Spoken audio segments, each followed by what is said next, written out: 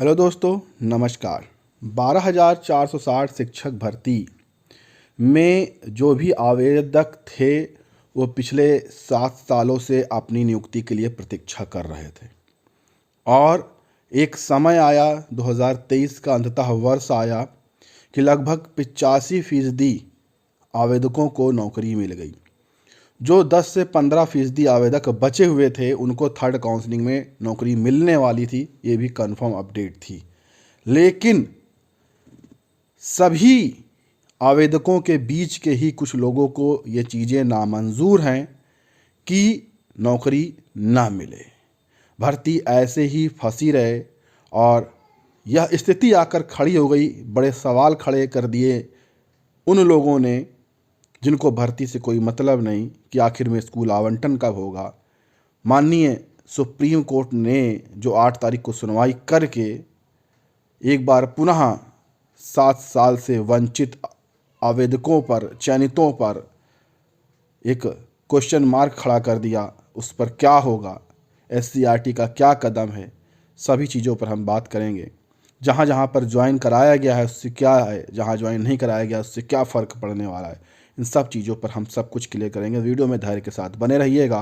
Video को like, share और channel को सब्सक्राइब करके बेल आइकन ज़रूर दबा लीजिएगा।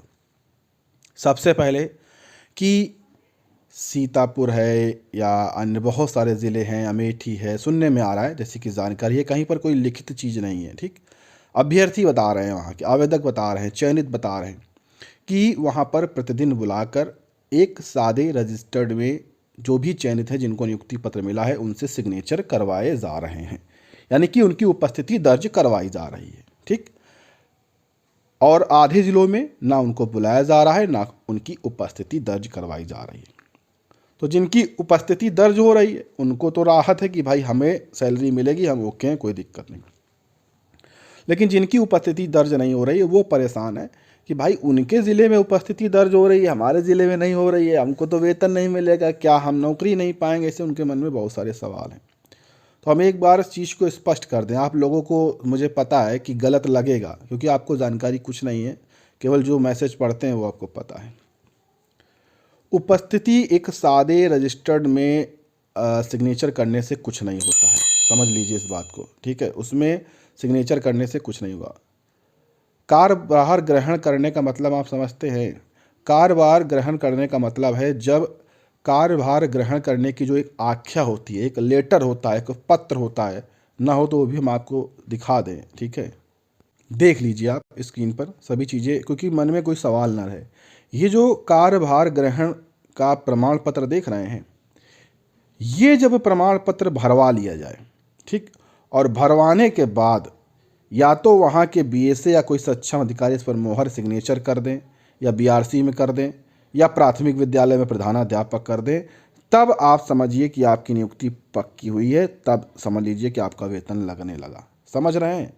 लेकिन जहाँ पर भी सिग्नेचर करवाए जा रहे हैं वहाँ पर इस तरह का कोई भी आपको प्रमाण पत्र अभी नहीं दिया गया। अगर किसी भी ज़िले में दिया गया हो तो आप कमेंट ज़रूर करिएगा, पता कर लीजिए जहाँ जहाँ पर भी सिग्नेचर हो रहे हैं क्या कार्यभार ग्रहण आख्या प्रमाण पत्र मिला है, नहीं मिला होगा। जबकि बात समझिएगा, जबकि 68,500 और 69,000 शिक्षक भर्ती जिसमें बीएसए में ज्वाइन कराया गया था, वहाँ पर ये कार्यभार ग्रहण आख्या प्रमाण पत्र बीएसए ऑफिस में दिया गया था।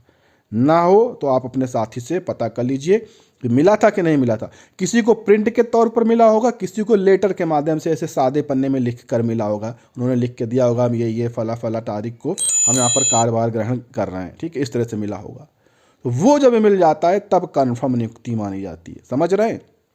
तो वो अभी कहीं पर नहीं मिला है, केवल सिग्नेचर हो रहा है। सिग्नेचर से कोई लेना देना नहीं, उस रजिस्टर को कभी भी फाड़ के फेंका जा सकता है।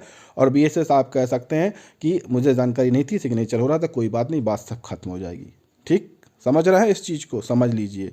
तो जहाँ पर हो रहे हैं वो भी वहीं पर है और जहाँ पर सिग्नेचर नहीं हो रहे हैं उनकी भी स्थिति सेम है। ठीक है, जो भी होगा दोनों लोगों के समान होगा, बराबर होगा, चाहे सिग्नेचर हो रहे हों या ना हो रहे हों।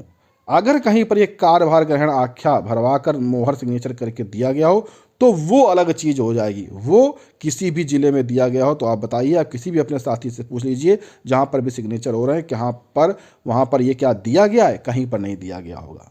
अगर ये दिया गया है तब आप मानिए कि हाँ आप पीछे हैं, ये आगे हो गए हैं। मेरी समझ में अगर ये जो सवाल था ना कि यहाँ पर सिग्नेचर हो रहे हैं, हमारे यहाँ नहीं हो रहे हैं, इसका कन्फ्यूज़न अब ख़त्म हो गया होगा। एकदम बराबर हैं, आप समझ लीजिए। सिग्नेचर आप जिस ज़िले में हो रहे हैं वो भी वहीं खड़े हैं जहाँ पर सिग्नेचर नहीं हो रहे हैं, जहाँ पर वो खड़े हैं। दोनों लोग एक समान एक जगह पर एक स्थिति में खड़े हुए हो। ऐसा नहीं है कि उनके सिग्नेचर हो रहे हैं तो वो नौकरी में आगे चल रहे हैं, उनकी नौकरी पक्की हो गई, आपके सिग्नेचर नहीं हो तो आपकी नौकरी पक्की नहीं। किसी की नौकरी कोई पक्की अभी नहीं है, समझ लीजिए। नियुक्ति पत्र मिलना नौकरी पक्की नहीं होती है। जब तक ये कार्यभार ग्रहण आख्या पर बीएसए या बीआरसी या डायरेक्ट स्कूल आवंटन हो जाए तो विद्यालय से प्रधानाध्यापक का यह न मिल जाए लेटर सिग्नेचर मोहर के साथ, तब तक नियुक्ति पक्की नहीं होती है, अब जान लीजिए। और ये अभी तक किसी भी ज़िले में ना तो बीएसए से मिला है और ना विद्यालय का तो सवाल ही नहीं, क्योंकि विद्यालय आवंटित ही नहीं हुआ है। समझ रहे हैं? तो बिल्कुल भी गलत फहमी में मत रहिए, आराम से बैठिए और ये चीज़ का जो है आपका चीज़ें क्लियर हो गई हैं सिग्नेचर को लेकर। अब अगली बात करते हैं।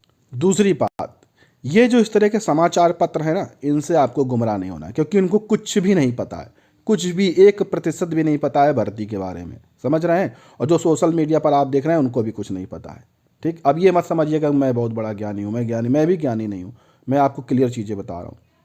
इन्होंने साफ लिख दिया कोर्ट के फैसले से लटक गया शिक्षकों के विद्यालय आवंटन। अब बताइए, अभी कोर्ट ऑर्डर ही नहीं आया है तो कैसे कह सकते हैं कि विद्यालय आवंटन लटक गया है? अभी आपको पता है कि आज 11, 12, 13 तारीख में ट्रांसफ़र को लेकर आदेश आया है, वो प्रक्रिया चल रही है, अभी आने भी प्रक्रिया चल रही है।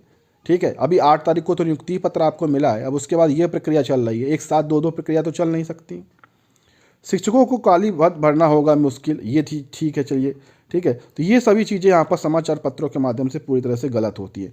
कोर्ट के फैसले के बाद विभाग ने विद्यालय आवंटन प्रक्रिया पर रोक लगा दी है। उच्च स्तर से मिले निर्देश पर आगे की कार्यवाही की जाएगी। देवेंद्र कुमार पांडे बीएसए। जबकि ऐसा कोई अभी फैसला नहीं आया है। ठीक, अभी ऐसा कोई फैसला नहीं आया है। ये पूरी तरह से यहाँ पर गलत जानकारी देखने को मिल रही है विभिन्न समाचार पत्रों के माध्यम से। अब देखिए, कोर्ट जो माननीय सुप्रीम कोर्ट में सुनवाई हुई, वहाँ पर जो याचिका फाइल हुई, क्लियर हो गया आपको कि 51 की तरफ से हुई है। 51 का जो एसएम कैंडिडेट है, ज़्यादातर एसएम कैंडिडेट, और साथ में जो 51 के कैंडिडेट हैं बीटी से, इनको भी भड़काया जाता है साथ में। ये लोग एकत्रित होकर भर्ती को पूरी तरह से फंसाना चाहते हैं, ख़ासतौर पर एसएम के, क्योंकि इनकी जो कट ऑफ है 35, 40, 42, इनको पता है कि हमारा सिलेक्शन कभी नहीं होगा। ठीक है, क्योंकि इतनी लो में भी तो हो पाना मुश्किल ही है। समझ रहे हैं? इस चीज़ की स्थिति समझिए। अब इसके लिए जगह जगह पर लखनऊ में, इलाहाबाद में फिर से मामले नए नए याचिकाएं फाइल करना कि ये गलत है, वो गलत है, यानी कि हर कैंडिडेट अपनी तरह से भर्ती को करवाना चाहता है। ठीक है, अगर उसका नहीं हुआ है तो वो अपनी तरह से भर्ती करवाना चाहता है, ये एक कमी। तो सब ज़्यादातर लोग भर्ती फंसाने के क्रम में ही आगे हैं। ठीक है, अब किसी का हो जाता है, किसी का नहीं होता, ये लगभग हर भर्तियों में चीज़ें होती हैं। लेकिन जिनका नहीं हुआ, इन लोगों ने अपने हाथ से ही अपने पैर में कुल्हाड़ी मारी।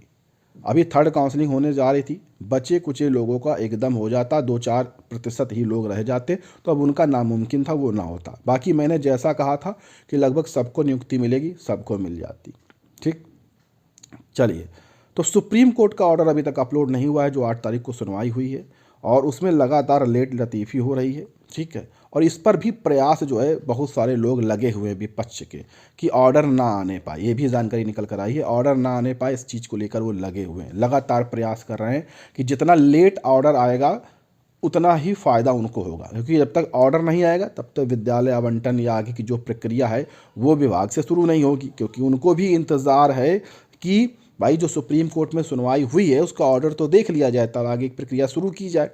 ठीक, तो अब ये क्या है, यहाँ पर पूरा प्रयास किया जा रहा है कि ऑर्डर ना आने पाए। अब इसको लेकर बहुत सारी चीज़ें लोग कहेंगे ये कैसे हो सकता है, बहुत कुछ हो सकता है, होने को बहुत कुछ हो सकता है आजकल। ठीक है, तो फिलहाल इंतज़ार सबको ऑर्डर का है।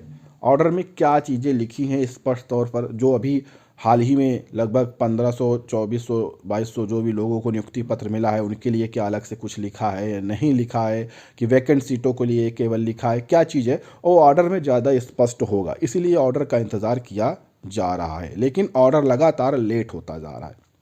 अभी आज तक की स्थिति की बात करें तो जो ऑर्डर है वो नहीं आया है। जितने भी लोग नौकरी पाए हैं केवल इन लोगों की वजह से आज उनके जो सपने हैं एक बार पुनः जो है बिखर गए हैं, टूट गए हैं। देख रहे हैं, इन लोगों की वजह से। ये 51 के ही लोग हैं, ठीक है। इनको मामला लेकर कोर्ट नहीं जाना चाहिए था। कोर्ट से बहुत ही बेहतरीन आदेश आया था, इस हिसाब से भर्ती को हो जाने देना चाहिए था। लेकिन ये लोग, अब ये देखिए, हम यहाँ पर 2 फरवरी का डेट दिखा रहा है अगली सुनवाई का, लेकिन ऑर्डर जो है अभी तक नहीं आया। हम जजमेंट पर ही आपको डायरेक्ट दिखाते हैं सब चीज़ें। ये देखिए जजमेंट ऑर्डर, देख रहे हैं, अभी तक नहीं आया। पिछला ही ऑर्डर केवल अपलोड है यहाँ पर 15 तारीख वाला। ये देखिए, केवल 15 तारीख वाला ही ऑर्डर अपलोड है। अभी 8 तारीख वाला ऑर्डर अपलोड नहीं हो पाया। जब तक वो अपलोड नहीं होगा तब तक आगे की कोई भी प्रक्रिया नहीं होगी। तो ऑर्डर का इंतज़ार आप सभी को भी है, साथ में सचिव सर को भी है, और यही कारण है कि स्कूल आवंटन अभी नहीं हो रहा। साथ में एक कारण ये भी है कि आज से 11, 12, 13 तारीख को ट्रांसफ़र को लेकर, म्यूचुअल ट्रांसफ़र कुछ हो रहा है, उसको लेकर जो प्रक्रिया है वो चालू हो गई है। तो वो भी एक कारण है, ठीक है। तो ये सभी चीज़ें हैं, इसलिए आपको अभी परेशान नहीं होना है। और हो सकता है कि ऑर्डर आज कल में हो सकता है कि आ जाए, और आज कल का ही समय है, क्योंकि फिर शनिवार रविवार कोर्ट बंद रहेगी। आज कल में ऑर्डर आ जाना चाहिए। तो ऑर्डर आ जाने के बाद स्थिति भी स्पष्ट हो जाएगी और अगले हफ्ते आपका स्कूल आवंटन भी हो जाएगा। जो लोग केस करके ये सोच के बैठे हैं कि स्कूल आवंटन अब नहीं हो पाएगा, इनको हमने फंसा लिया है, इन पर स्टे करा लिया है, वो बहुत बड़ी गलतफहमी में जी रहे हैं। इस चीज़ का डर उनको भी है, ठीक है। इस चीज़ का डर उनको भी है कि इसी तरह से हमने उस समय भी सोचा था और सरकार ने 15 दिन में भर्ती को फटाफट निपटा दिया। तो अब ऐसा ना हो कि 2 तारीख को सुनवाई है, उससे पहले स्कूल आवंटन वगैरह करके सरकार सब कुछ निपटा दे। इसी का डर उनको भी है, इसलिए वो पूरा प्रयास यही कर रहे हैं कि सुनवाई जो हुई है उसका ऑर्डर ना आने पाए, ठीक। लेकिन वो ज़्यादा दिन सफल नहीं हो पाएंगे इस अपने कार्यक्रम में। ऑर्डर जल्द ही आपको देखने को मिलेगा और ऑर्डर के साथ ही आपका स्कूल आवंटन भी हो जाएगा। ये चीज़ें क्लियर हैं, ठीक है। तो मैंने सब कुछ एकदम स्पष्ट कर दिया है। और अब इस सुनवाई के बाद ये चीज़ तो स्पष्ट हो गई कि थर्ड काउंसलिंग नहीं होगी, ठीक है। थर्ड काउंसलिंग नहीं होगी, ये प्रक्रिया रुकी रहेगी। जितने लोगों को नियुक्ति पत्र मिल चुका है, इन लोगों का विद्यालय आवंटन होगा और ये लोग स्कूल जाएंगे। ये भी चीज़ें कन्फर्म हो चुकी हैं। बाकी जो भी अपडेट आएगी अगले वीडियो के माध्यम से और विस्तार से शेयर की जाएगी। उसके लिए आप चैनल को सब्सक्राइब करके बेल आइकन दबा लें।